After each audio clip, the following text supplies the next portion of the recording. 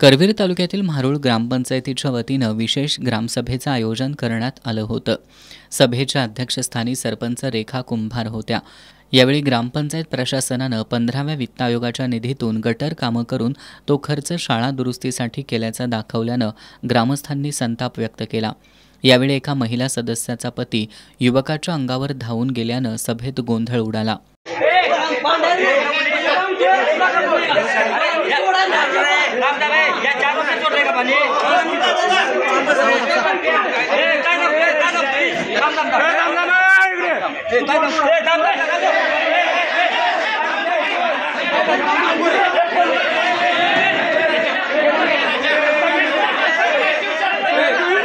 या सभेत ग्रामस्थांनी ग्रामपंचायत प्रशासनावर प्रश्नांची सरबत्ती केली।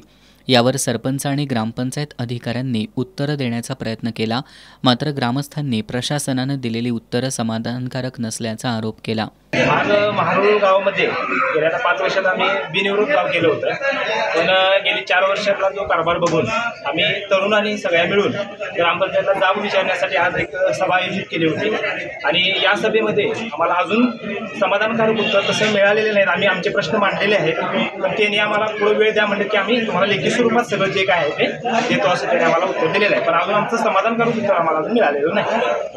गावातील तरुणांनी ग्रामपंचायतीनं गावात केलेल्या विकासकामांची खर्चाच्या तपशिलासह माहिती द्यावी अशी मागणी लावून धरली। तरुणांचा आक्रमक पवित्रा बघून ग्रामपंचायत अधिकारी मेंगाणे यांनी काही दिवसात संपूर्ण माहिती लेखी स्वरूपात देण्याचं आश्वासन दिलं। यावेळी उपसरपंच सागर चौगले, पोलीस पाटील सागर कुंभार, तंटामुक्त गाव समिती अध्यक्ष रंगराव पाटील, प्राथमिक शाळेचे मुख्याध्यापक मेहतर यांच्यासह ग्रामस्थ उपस्थित होते।